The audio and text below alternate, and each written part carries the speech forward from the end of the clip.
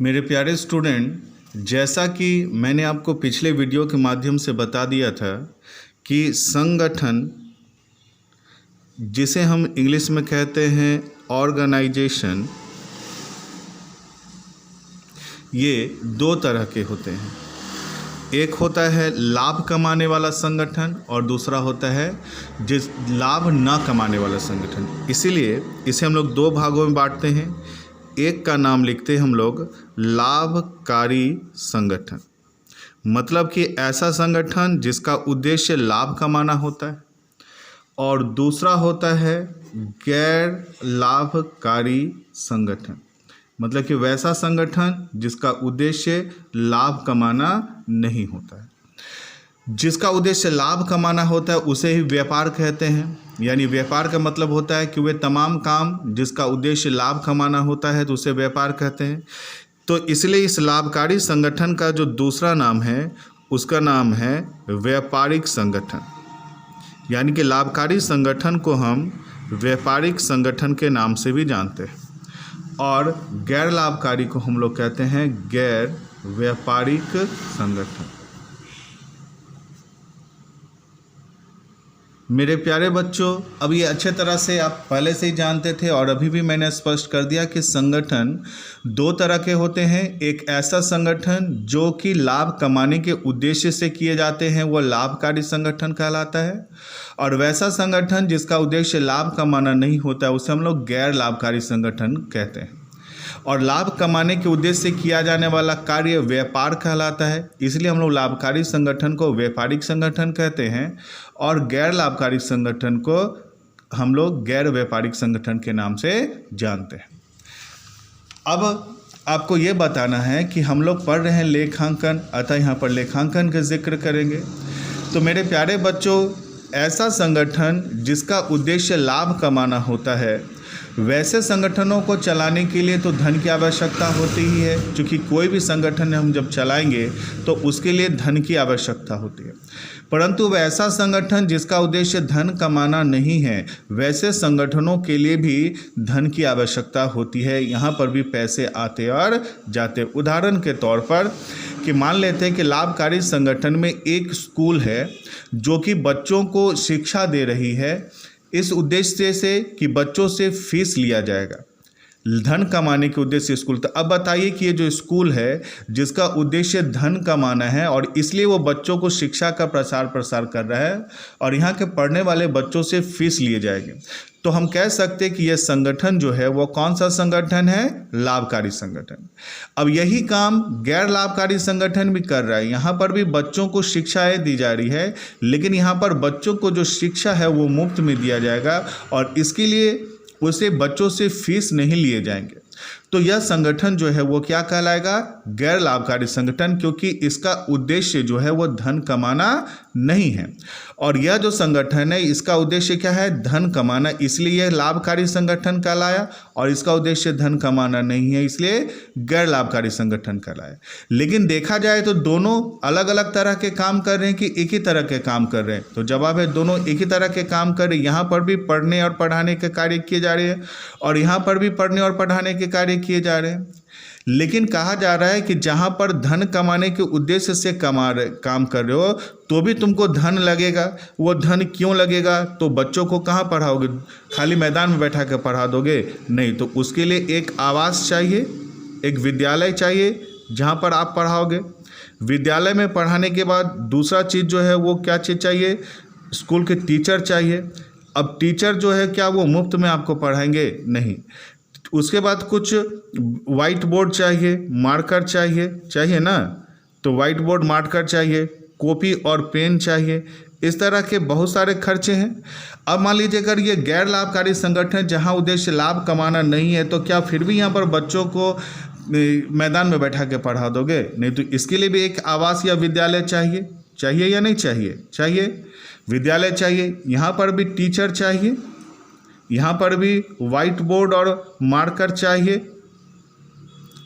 है ना, white board marker वगैरह चाहिए, यहाँ पर भी कॉपी पेन चाहिए।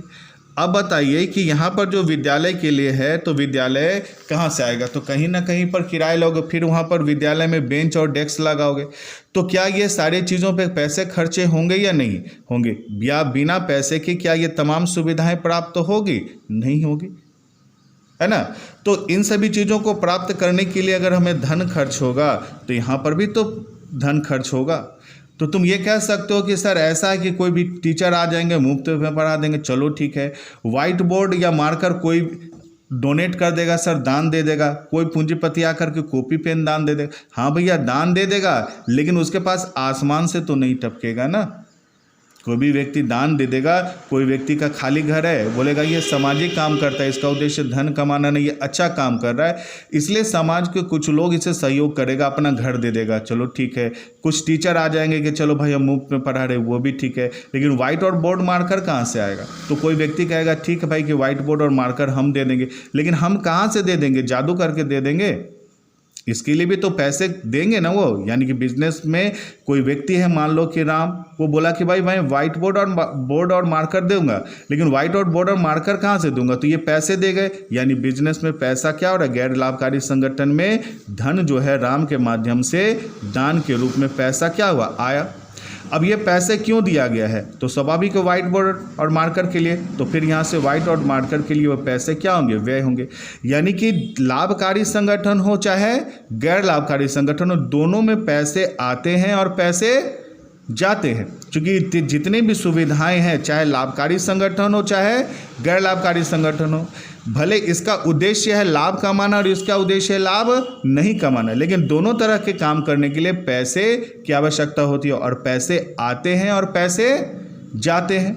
तो यहाँ पर पैसे कौन लगाएगा, तो मान लीजिए कि ये दान से होता है, लोग सहायता करता है, चंदा से होता है, तो ये इसमें इसका मतलब है कि पैसे दान के माध्यम से, चंदा के माध्यम से इसमें पैसा आता है, तो इसको हम लोग क्या करते हैं, पैसा यहाँ पर प्राप्ति होता है, और इस फिर पैसे से इन सभी चीज़ों की सुविधाओं के लिए खर्च होता है, इसलिए हम इसको भुगतान कहते हैं। तो यहाँ पर पैसे दो तरह के होते हैं, एक तरह से पैसे आते हैं और दूसरा तरफ जो है वह भुगतान होता है। अब यहाँ पर सवाल उठता है कि प्राप्ति में पैसे आते हैं, कहाँ से भैया प्राप्ति में पैसे आते, स्रोत इसके क्या है, तो कोई ना कोई व्यक्ति यहाँ पर दान दे देता है, फिर हम लोग कभी कभी लोगों से चंदा इकट्ठा कर लेते हैं, फिर कभी कभी जो इस गैर व्यापारिक संगठन के जो सदस्य हैं, वो सदस्य जो है सो फीस देता है, तो फीस से पैसे आ जाते हैं। और फिर भुगतान कहाँ होता है, तो मान लीजिए कि जो ये आवास है उसका किराया देने में, मान लेते टीचर को कुछ पेमेंट दिए, वाइट बोर्ड और मार्कर मंगाए, कुछ तरह के खेल कूद के सामान मंगाए, तो इस तरह से पैसे आते हैं और जाते हैं। और कहा जाता है मेरे प्यारे बच्चों कि जहाँ पर भी पैसे का आय और व्यय होता है, जहाँ पर भी पैसे आते और जाते हैं, वहाँ पर उसको लिखना ज़रूरी होता है। और आपको मालूम है जहाँ पर भी मुद्रा से संबंधित लेन देन को लिखा जाता है तो उसे हम क्या कहते हैं, लेखांकन। तो उम्मीद करते हैं कि आपको लेखांकन गैर व्यापारिक संगठन का क्यों करना पड़ता है समझ में आ गया। अब मैं फिर से रिवाइज कर दूं कि मेरे प्यारे स्टूडेंट, दुनिया में जितने भी तरह के संगठन हैं वो संगठन दो तरह के होते हैं। एक होते हैं लाभकारी संगठन जिसको हम लोग व्यापारिक संगठन कहते हैं, और दूसरा होता है गैर लाभकारी संगठन जिसको हम लोग गैर व्यापारिक संगठन कहते हैं। लाभकारी संगठन का तात्पर्य ऐसे संगठन से है जिसका उद्देश्य धन कमाना होता है, और गैर व्यापारिक संगठन का ऐसा संगठन होता है जिसका उद्देश्य धन कमाना नहीं होता है। लाभकारी संगठन के उदाहरण आप बाज़ार में जितनी भी तरह के दुकानें देख रहे हैं, वो सभी तरह की किराना का दुकान हो, साइकिल का दुकान हो, मोटरसाइकिल का दुकान हो, टायर का दुकान हो, बैटरी का दुकान हो, जितने भी तरह के जो दुकानें देख रहे हैं वो सभी किस तरह के संगठन है, लाभकारी संगठन। यानी वे सभी लाभ कमाने के उद्देश्य से वह व्यवसाय करते हैं। ठीक है। फिर है गैर लाभकारी संगठन। गैर लाभकारी संगठन से तात्पर्य ऐसे संगठन से जिसका उद्देश्य लाभ कमाना नहीं है, वो समाज और अपने सदस्यों की सेवा करने के लिए करते हैं। जैसे फ्री में स्कूलें चलाना, फ्री में अस्पताल खोलना, फ्री में कुछ कार्य समाज की सेवा करना, तो ऐसे संगठनों को हम लोग गैर लाभकारी संगठन के नाम से जानते हैं। फिर मैंने कहा कि लाभकारी संगठन हो चाहे गैर लाभकारी संगठन हो, दोनों तरह के संगठनों में धन की आवश्यकता होती है। मैंने उदाहरण लिया था स्कूल की, तो स्कूल अगर आपसे कोई पूछे कि स्कूल लाभकारी संगठन है या गैर लाभकारी संगठन, तो आप ये पूछिए, पता कीजिए कि ये प्राइवेट है या सरकारी है। अगर ये निजी है और वो उसका बच्चों से फीस ले रहा है, यानी कि ये लाभकारी संगठन हो जाएगा। लेकिन ऐसा संगठन जहाँ पर बच्चों को मुफ्त में पढ़ाई की जा रही है, तो यहाँ पर इसका संगठन गैर लाभकारी संगठन हो जाएगा, क्योंकि ये मुफ्त में पढ़ा रहा है, इसका लाभ लेने कमाने का उद्देश्य नहीं है। अब लाभकारी हो या गैर लाभकारी हो, मैंने इन उदाहरणों के सब माध्यम से बताया कि अगर लाभकारी है तो भी वहाँ पर इन सभी चीज़ों की आवश्यकता होगी, और गैर लाभकारी है तो भी इन सभी चीज़ों की व्यवस्था की आवश्यकता होगी। अगर ये लाभकारी है तो यहाँ पर विद्यालय का किराया, बेंच डेस्क कहाँ से आएगा, टीचर का पेमेंट कहाँ से आएगा, व्हाइट बोर्ड के कहाँ से आएंगे, कॉपी कहाँ से आएगा, तो ये सभी की व्यवस्था वो करेगा जो इस लाभकारी संगठन का क्या है, मालिक है। तो जो इसका मालिक होता है, वो मालिक जो है इन सभी चीज़ों के लिए क्या लगाता है, पूंजी लगाता है, और इसी पूंजी से वो विद्यालय की व्यवस्था करता है, टीचर की व्यवस्था करता है, व्हाइट बोर्ड की व्यवस्था करता है, कॉपी पेन की व्यवस्था या और अन्य चीज़ों की करता है।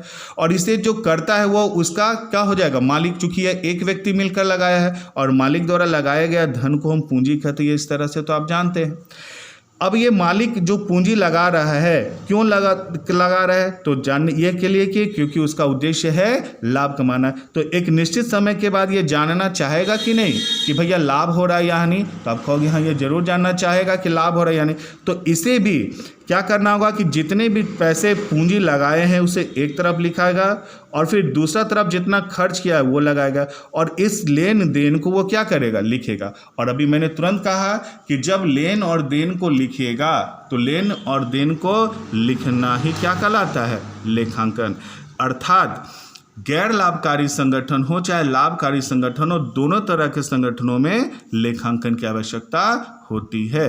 तो समझ में आ गया कि ये लाभकारी संगठन है जिसमें भी विभिन्न संसाधनों की आवश्यकता होती है, और इसकी व्यवस्था कौन करता है, मालिक, और मालिक के द्वारा लगाया गया पैसा क्या कहलाता है, पूंजी। और इसका भी वो लेन देन रखेगा, लिखेगा, ताकि उसे जान सके कि भैया उस व्यवसाय से उसे लाभ हो रहा है या नहीं। और आपको मालूम है कि लेन देन को लिखना ही क्या कहलाता है, लेखांकन। अब दूसरी तरफ हम आ जाते हैं कि गैर लाभकारी संगठन जिसका उद्देश्य धन कमाना नहीं है, वो समाज और अपने सदस्यों की सेवा के लिए करता है। बावजूद इसके फिर भी तो उसे इन सभी चीज़ों की आवश्यकता होगी। तो ये पैसे कहाँ से आएंगे, तो बोलोगे सर यहाँ पर भी मालिक देगा। तो आपको बता दें कि गैर लाभकारी संगठन में कोई भी व्यक्ति मालिक नहीं होता है। इसमें सदस्य होते हैं जो समाज की सेवा करने के लिए एक अपना समूह तैयार करते हैं, और फिर इस संगठन के उद्देश्य के लिए अपना रूपरेखा तैयार करते। अब भैया पैसे कहाँ से आएगा, तो मैंने आपको कहा कि उस पैसे के लिए जो सदस्य होते हैं वो सदस्य सदस्यता शुल्क देंगे। अगर सदस्यता शुल्क के बावजूद भी पैसे की और अधिक आवश्यकता होती तो यह व्यक्ति चंदा कर लेता है, और चंदा से भी अगर पैसे की और आवश्यकता होती तो कोई बड़े पूंजीपति व्यक्तियों से वो दान ले लेता। और लोग खुशी से चंदा और दान इस जगह में देते हैं, क्यों, क्योंकि ये जितने भी सदस्य ये समाज की सेवा के लिए काम कर रहा है, इसलिए जो समाज के लोग हैं इसकी सहायता करता है। तो इस तरह से इसके पास पैसे आ गए। अब ये पैसा क्यों आया, काम करने के लिए। तो स्वाभाविक है जब विद्यालय टीचर इस सब का काम करेगा तो खर्च होगा, तो यहाँ पर भुगतान करेगा किराया में, टीचर्स पेमेंट में। अब ये जो लेन और देन होंगे इसका हिसाब किताब रखना जरूरी है कि नहीं है भैया। हिसाब किताब नहीं रखिएगा तो कोई भी आदमी दोबारा आपको दान नहीं देगा, दोबारा कोई चंदा नहीं देगा। सदस्य बोलेगा कि पैसे का हिसाब किताब रखो, नहीं तो दोबारा हम सदस्यता शुल्क नहीं देंगे। अतः ऐसे संगठन में भी लेन देनों को लिखना जरूरी है, तो यहाँ पर भी लेखांकन होता है। ठीक है, तो अब ये समझ में आ गया कि संगठन दो तरह के होते हैं। पहला संगठन जो है वो लाभकारी संगठन होता है, और दूसरा जो होता है वो गैर लाभकारी संगठन होता है। और दोनों तरह के ही संगठनों में लेखांकन की आवश्यकता होती है। अब आ जाते हैं कि दोनों में जो लेखांकन होगा वो लेखांकन लिखने की तरीका दोनों में एक ही होगा या अलग अलग होगा। तो दोनों में अलग अलग होगा। अगर दोनों में एक ही तरह के अगर लेखांकन होते तब तो फिर भैया इसे पढ़ने की आवश्यकता होती ही नहीं। क्यों नहीं होती? क्योंकि लाभकारी संगठन का लेखांकन कैसे होता है ये हम पढ़ चुके हैं। कैसे? तो अभी तक आप फर्स्ट ईयर में जितनी भी चीज़ें पढ़े थे और सेकेंड ईयर में भी अभी आप जितने भी चीज़ें पढ़े हो लेखांकन के बारे में, वो सारे के सारे जो लेखांकन हैं वो लाभकारी संगठन के ही है। अतः लाभकारी संगठन के लेखांकन कैसे तैयार किए जाते हैं ये बिल्कुल भी आपको पढ़ने की ज़रूरत नहीं है, क्योंकि आप लाभकारी संगठन के बारे में अच्छी तरह से जानते हो। कैसे? तो मैंने भी तुरंत कहा कि आपने फर्स्ट ईयर से लेकर अब तक जितनी भी चैप्टर्स पढ़े हैं वे सभी लाभकारी संगठन के ही थे। अभी हम लोग यहाँ पर लिखेंगे गैर लाभकारी संगठन। ये पहली बार आप अपने जीवन में पढ़ रहे हो कि गैर लाभकारी संगठन का लेखांकन कैसे किया जाता है। अब मैं जैसे ही लिखूंगा कि लाभकारी संगठन के लेखांकन में किन किन मदों को लिखा जाता है तो आप फटाक से बोलोगे सर ये तो मैं जानता था। हाँ, जानते हो। लाभकारी संगठन में लेखांकन प्रक्रिया के अंतर्गत, लाभकारी संगठन में लेखांकन प्रक्रिया के अंतर्गत हम सबसे पहले जो बनाते हैं वो बनाते हैं जर्नल। अब बताओ, जर्नल को हिंदी में कहते हैं रोजनामचा। ये पढ़ा चुके या नहीं पढ़ा चुके? फर्स्ट ईयर में पढ़ चुके हो। जर्नल के बाद जर्नल की सहायता से बनाया जाता है लेजर। लेजर को हम लोग इंग्लिश में कहते हैं खाता बही। लेजर के बाद लेजर की सहायता से बनाया जाता है ट्रायल बैलेंस। ट्रायल बैलेंस, जिसे ट्रायल बैलेंस को हम लोग हिंदी में कहते हैं तलपट। ट्रायल बैलेंस के बाद ट्रायल बैलेंस की सहायता से बनाया जाता है फाइनेंशियल स्टेटमेंट, जिस फाइनेंशियल स्टेटमेंट को हम लोग हिंदी में कहते हैं वित्तीय विवरण। और फिर इस वित्तीय विवरण के आधार पर हम लोग 3 चीज़ें बनाते हैं। पहले या तो 2 भागों में लिख सकते हो, एक बनाते हैं इनकम स्टेटमेंट और दूसरा चीज़ बनाते हैं हम लोग बैलेंस शीट, है ना। और फिर इनकम स्टेटमेंट में 2 चीज़ें बनाए जाते हैं जिसको हम लोग, एक को कहते हैं ट्रेडिंग अकाउंट और दूसरे को कहते हैं प्रॉफिट एंड लॉस अकाउंट। अब बताओ कि ये सारी चीज़ें पहले पढ़ चुके हो या नहीं पढ़ चुके हो? पढ़ चुके हो। तो ये चीज़ जानने की ज़रूरत नहीं, क्योंकि ऑलरेडी हम लोग फर्स्ट ईयर से पढ़ते आ रहे हैं। हम लोग जो चैप्टर पढ़ रहे हैं उस चैप्टर का नाम क्या है? गैर लाभकारी संगठन। और यहाँ पढ़ना है कि गैर लाभकारी संगठन का लेखांकन कैसे किया जाता है। तो मेरे प्यारे बच्चों, गैर लाभकारी संगठन के अंतर्गत मात्र 3 खाते ही बनाए जाते हैं। वो जो पहला खाता है उसका नाम है प्राप्ति एवं भुगतान खाता, जिसे हम लोग इंग्लिश में कहते हैं रिसिप्ट एंड पेमेंट अकाउंट। फिर दूसरा जो बनाया जाता है उसे हम लोग कहते हैं आय एवं व्यय खाता, जिसे हम लोग इंग्लिश में कहते हैं इनकम एंड एक्सपेंडिचर अकाउंट। और फिर लास्ट में बनाया जाता है आर्थिक चिट्ठा, जिसे हम लोग इंग्लिश में कहते हैं बैलेंस शीट। तो इस तरह से मेरे प्यारे स्टूडेंट, आपने जाना कि गैर लाभकारी संगठन में 3 खाते बने। अब इसको यहाँ से देख लो। ये हो गया तुम्हारा लाभकारी संगठन का लेखांकन प्रक्रिया और ये हो गया गैर लाभकारी संगठन का लेखांकन प्रक्रिया। अगर आप लाभकारी संगठन का लेखांकन बना रहे हैं तो वहाँ पर आपको पहले जर्नल, फिर जर्नल की सहायता से लेजर, लेजर की सहायता से ट्रायल बैलेंस, फिर ट्रायल बैलेंस की सहायता से फाइनेंशियल स्टेटमेंट। फाइनेंशियल स्टेटमेंट में 2 चीज़ें बनाए जाते हैं, इनकम स्टेटमेंट और दूसरा बैलेंस शीट। और फिर इनकम स्टेटमेंट में 2 चीज़ें बनाई जाती हैं, ट्रेडिंग अकाउंट और प्रॉफिट एंड लॉस अकाउंट। इसे अच्छे तरह से बिल्कुल याद रखना।